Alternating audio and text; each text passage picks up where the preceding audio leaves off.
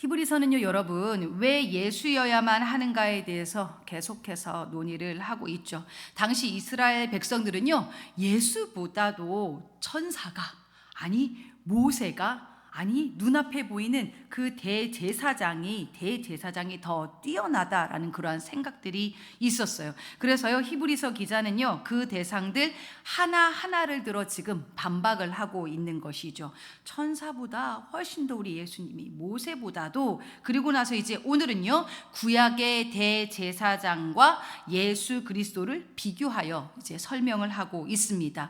대제사장은 어떠한 존재인가요? 하나님과 인간 사이에 중보자였죠. 그러나 여기에는 여러분 분명한 한계가 있었습니다.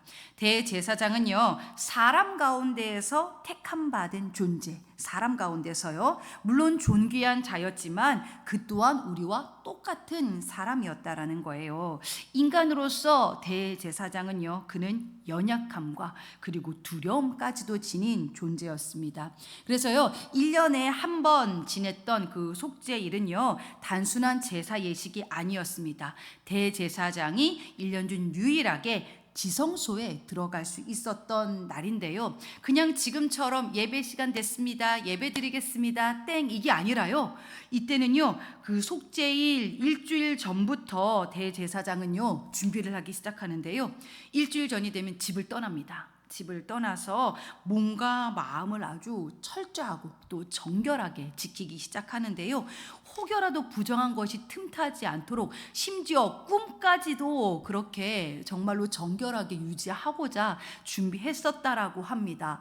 흠없고 완전하신 거룩함을 가지신 우리 하나님을 뵙기 위해서. 그런데 그 지성소에 들어가서 내 안에 부정함이 조금이라도 있게 되었다? 그럼 어떻게 되었을까요, 여러분? 대제사장은 지성소 안에서 바로 죽음을 맞이할 수밖에 없었다라는 것이죠. 그래서 속죄일 당일에는요, 이 제사장의 옷을 입지 않습니다. 대제사장은 죽음과 정결함을 상징하는 흰 세마포 옷을 입어요. 나는 죽었습니다. 그리고 지성소에 들어가서 실제로 죽어서 나올 수도 있는 상황이에요. 그래서 말이 속죄일이지 이건 나의 어떤 장례를 준비하는 날이 될 수도 있는 정말로 그런 엄중한 날이었다라는 것이죠. 그래서 먼저는요, 자기 자신을 위한 속죄제를 드리고 이후 이제 두껍고 무거운 휘장을 이렇게 들고 그 지성소 안으로 조심히 들어가는 거예요. 그리고 이때부터 성전 밖의 백성들은요, 간절히 한 가지 기도만을 하게 되었다고 합니다. 바로 살아서 나오게 하옵소서라는 기도였다라는 거예요, 여러분.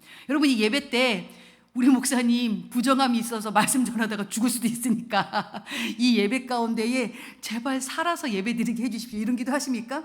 지금은 안 하시죠? 그런데 이 정도로 그 속죄일이 정말로 하나님 앞에 간절하고 절박한, 그리고 대제사장은 목숨을 정말로 하나님 앞에 내어놓고 나아갔다라는 것입니다.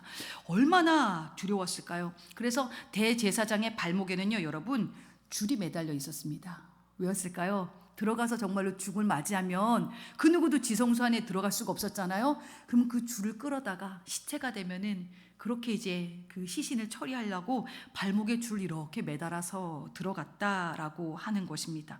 그러나 여러분, 그 대제사장이 살아서 나오는 순간 어떤 마음이 들었을까요? 백성들은요, 와, 하나님께서 우리의 속죄제를 받으셨다라는 응답으로 삼았다라고 하죠. 이처럼 구약의 대제사장은요, 연약하고 두려웠고 이걸 또 매년 반복해야만 했으며 언제든 죽을 수 있는 그러한 중보자였습니다. 그만큼 하나님은 거룩하신 분이시고 아무리 대제사장이라 할지라도 결국 인간은 죄인이라는 한계성을 지니고 있었죠. 그래서요, 그 간격을 온전히 메꿔주신 분이 바로 예수 그리스도셨습니다. 이제 5절부터 표현되는 예수님은요, 아까는 사람 중에 선택되었다라고 했는데 이 예수 그리스도는 하나님께서 친히 부르시고 선택하신 대제사장이십니다. 그래서 히브리서 5장 7절은 말하고 있습니다. 그가 육체에 계실 때에 심한 통곡과 눈물로 간구와 소원을 올렸고, 예수님은요, 인간의 고통을 멀리서 관찰하신 분이 아니라요, 직접 겪으신 분이었습니다. 그리고 8절에 나온 말씀처럼 예수님은요, 고난을 통해 순종을 직접 배우신 분입니다. 여러분, 그런 거 있어요. 경험하지도 못했는데 위로한다, 그리고 나를 안다 그러면요, 여러분 좀 뭔가 이게 굉장히 불편합니다. 그렇죠? 그리고 공감합니다 하지만 실제로 공감 못하는 경우도 굉장히 많아요. 공감하지 못한 사례로 그 역사 가운데 여러분 그 프랑스의 그 마리 앙뚜아네트 기억하고 계십니까? 굶어 죽어가는 백성들을 향해서 먹을 것이 없어서, 빵이 없어서 굶어 죽어가고 있습니다. 그러니까 뭐라 그랬대요? 빵이 없으면 케이크를 먹으면 되죠 라고 얘기했다라는 거예요. 이게 뭡니까 여러분? 그 정도로 공감 능력이 떨어지는 거예요. 이게 여러분 위로가 되십니까? 전혀 위로가 되지 않잖아요. 그러나 그런 거 있습니다 여러분. 정말로 나와 같이 똑같은 상실을 경험한 사람이 내가 상실을 경험하는 중에 와서 힘드시죠? 곧 지나가더라고요. 내가 겪을 이렇게 얘기해 주면서 공감하면서 위로할 때는 어떻게 되세요? 이상하게 다른 사람들의 위로보다도 나와 똑같은 아픔을 겪었다는 그 사람이 나를 위로할 때 그 위로가 훨씬 더 정말로 공감이 되고 위로가 되어지잖아요. 그처럼요, 예수님은요, 멀리서 아프지 내가 다 알아 이걸로 끝나는 게 아니라요, 직접 우리와 똑같이 고난을, 깊은 인간의 그 절망까지도 경험하신 분이 바로 예수 그리스도셨다라는 거예요. 그 고난을 통해서 순종을 배우셨다라는 것이죠. 여러분, 그래서요, 할 수 있는 것을 해낼 때에 우리는 성경 속에 순종이라는 단어를 사용하지 않습니다. 참기 힘든 고난과 하나님의 처절하고도 철저한 침묵 속에서도 그럼에도 불구하고 하나님을 신뢰하는 것, 그리 아니하실지라도 그분 편에 서겠다라는 선택을 여러분 바로 순종이라고 이야기를 합니다. 이해되지 않을지라도 하나님께 끝까지 내어 맡기는 순종, 그것이 바로 고난으로 빚어지는 순종이다라는 것이죠. 구약의 대제사장은요, 무거운 휘장을, 그 휘장의 무게가 엄청났다고 그래요. 휘장을 들고 벌벌벌 떨면서 조심스럽게 들어갔지만 예수님은 어떠세요? 단번에 그 휘장을 찢어버리셨습니다. 뿐만 아니라 구약의 대제사장은 제발 살아서 나오기를 기도하면서요, 죽음에 위축된 존재였지만 예수님은 죽음을 통과하고 부활하셔서 우리를 도리어 하나님 앞으로 친히 데리고 나와주신 분이십니다. 그래서요, 왜 예수여야만 하는가? 그 예수님만이 우리의 완전한 그리고 온전한 중보자가 되시기 때문입니다.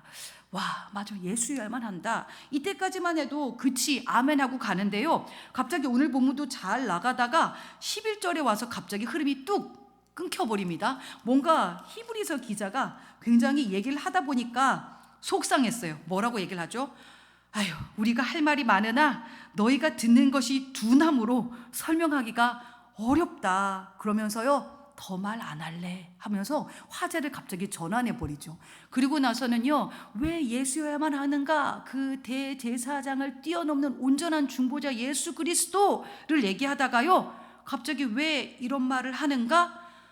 이 얘기를 하다가 보니까 답답함이 생기는 거예요. 진짜 이 얘기가 와 닿을까? 정말로 복음이면 충분하다? 이 말이 정말로 가슴속 깊이 울림이 되어질까? 답답한 거예요. 왜 이런 말을 했을까요? 그것은요, 우리가 그 예수 그리스도를 감당할 만큼, 복음이면 충분하다, 이것이 우리의 삶의 실제가 될 만큼 아직 성숙한 상태가 아니다라는 것입니다. 여러분, 모든 생명은요, 어떻게 되어져 있어요? 자라게 되어져 있어요. 성장하고 성숙하게 되어져 있어요.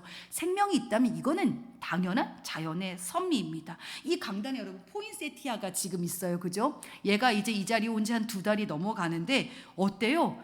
얘도 자랐어요. 이 강단에서 이 공기 안 좋은 지하 속에서도 생명이 있으니까 자라요.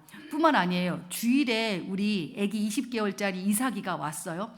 작년까지만 해도 되게 쪼꼬맸어요. 이 쪼꼬미 아기가 저 잠옷실 안에서 아직까지 이렇게 막 일어날까 말까 그러고 있었는데 어떻습니까? 1년 사이에 장성했어요. 장성해가지고 여기서 막 다다다다다다 아주 운동 능력이 뛰어난 어린이가 되어 돌아왔더라고요. 생명력이 있다면 이렇게 자라는 것이 마땅합니다. 성장하고 성숙하는 것이 당연한 것인데요. 신앙도 마찬가지라는 것이죠. 우리 안에 예수의 그 생명이 있다면 우리는 당연히 신앙 안에서 성장 그리고 성숙해야만 합니다. 그렇다면 이쯤에서 한번 여러분에게 여쭤보죠. 1년 전, 작년 이맘때와 그리고 오늘 여러분의 신앙은 성장하셨습니까? 성숙하셨습니까? 히브리서 기자는요 12절에서부터 성숙하지 못한 미성숙한 신앙의 상태를 이야기하고 있습니다. 미성숙한 신앙, 여전히 어린아이의 신앙, 어떤 특징이 있는가? 그는 오래도록 신앙생활을 했어도요 여전히 가르치지 못하고 배우는 자리에 머물러 있다고 하죠. 또한 단단한 음식을 먹지 못하고 젖먹이들이 먹는 음식을 수년간 의존하고 있다고 하는데요, 우리 아기들이 어떻습니까 여러분? 처음에는 젖을 먹어도요 점점 단계가 있습니다. 6개월쯤 되면 이제 이유식을 먹게 되는 거고 2년차 3년차 될수록 점점 정말로 이제 고체 음식을 먹게 되어지는 그러한 성장의 단계를 단단한 음식으로 옮겨가야 되잖아요. 근데 여러분 생각해 보십시오. 지금 초등학교 5학년 아니 중학생이 됐는데도 얘가 엄마 이유식 이런다면 여러분 마음이 어떠시겠습니까? 이거는 걱정이 되는 거예요. 걱정이 되는 거예요. 근데 지금 우리가 영적으로 이런 상태에 있을 수 있다라는 것을 지금 히브리서 기자는 이야기하고 있습니다. 젖먹이들이 먹는 음식, 이러한 음식이 상징하는 게 뭔가, 즉 내가 원하는 말씀, 여전히 위로가 되고 동기부여가 되는 듣기 좋은 말씀만 듣는 거예요. 그래서 왜 예수여야만 하는가? 이게 들리지 않습니다. 듣기 불편해요. 듣기 불편해요. 물론 여러분 이러한 위로가 되고 동기부여가 되고 내가 원하는 말씀들 그리고 하나님 주시옵소서 했을 때 하나님이 바로 주시는 이러한 것들이 새신자나 초신자들이 첫 신앙을 갖기 위해서는 필요합니다. 실제로 하나님께서는 이 부분을 존중해 주셔서 정말로 새신자들이 어린아이의 기도를 할 때에 그리고 듣기 좋은 말씀을 듣고 아멘 할 때 하나님 역사에 주시잖아요. 그렇죠? 그러나 여러분 어떻습니까? 맨날 여기에 머물러서는 나의 신앙이 장성할 수 없다라는 거예요. 없다라는 거예요. 13절에 보니까 이들은 의의 말씀을 경험하지 못했다라고 표현합니다. 의의 말씀, 계속해서 제가 말씀드립니다마는 그 성경 속에서 의라는 단어가 나오면 이게 뭐라고 얘기 드렸었죠? 하나님과의 바른 관계다. 맞습니다. 의롭다 하는 것은 하나님과의 관계가 잘 되어 있다라는 뜻이라고 말씀을 드렸잖아요. 즉 하나님과 바른 관계, 내가 지금 친밀한 관계, 하나님하고 친하다면은요 어때요? 진짜 그분하고 가까워질수록 죄악된 나를 직면하게 됩니다. 야, 내가 진짜 기가 막히구나. 내가 상처를 받는 게 아니라 내가 도리어 상처를 주는 사람이었어. 내 안에 선한 것이 하나도 없었어. 나는 아무것도 아니구나. 오직 은혜로 살아가는구나. 나를 직면하여 보게 되고 그래서 주님을 더욱더 바라볼 수밖에 없는 거죠. 나는 오직 주님밖에 없습니다. 그러면서 주님의 마음을 조금씩 알게 되거든요. 그러나 미성숙한 자들은요 여전히 그 자리에 머물러 있는 것입니다. 머물러 있는 거예요. 그렇다면 히브리서가 말하는 성숙한 자는 어떠한 사람인가요? 14절부터 나와 있죠. 성숙한 자는 단단한 음식을 먹는 자입니다. 단단한 음식은요 여러분 13절에 언급된 의의 말씀을 뜻합니다. 하나님과의 친밀한 관계성 안에서 어떠한 말씀이 들려줘도 때로는 그 말씀이 불편하고 아플지라도 그 말씀에 순종하려는 몸부림이 있는 것입니다.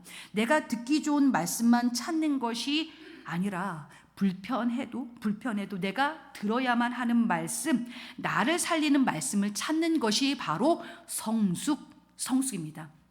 제가 우리 청년들을 보면서 이제 우리 청년들이 정말 작년보다 많이 자랐구나라는 생각을 요즘 하게 되어져요.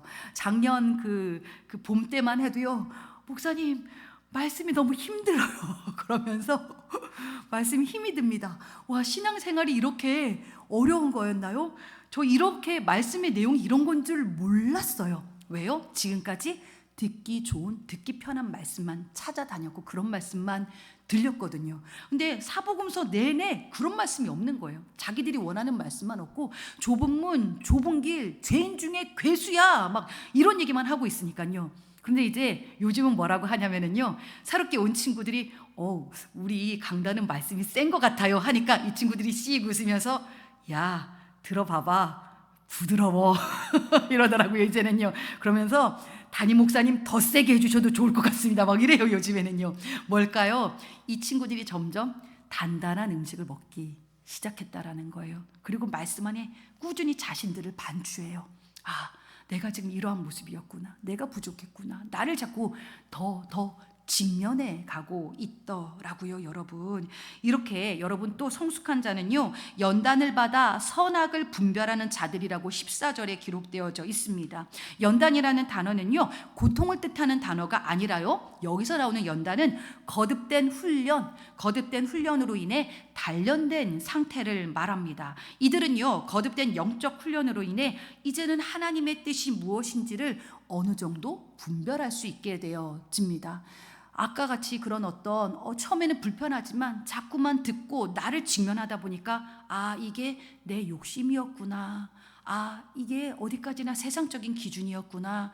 우리 친구들이 요즘 이러한 것들을 청년들이 분별해 나가고 있더라고요. 이러한 거듭된 훈련으로 인해 단련된 상태다라는 것이죠. 그래서 단단한 이 음식에는요 하나님의 침묵의 시간 또한 포함됩니다. 때로는 하나님의 부재, 아무 응답이 없는 것처럼 느껴질 때에도요 하나님을 놓지 않고 하나님을 끝까지 신뢰하겠다는 선택, 이것이 바로 단단한 음식입니다.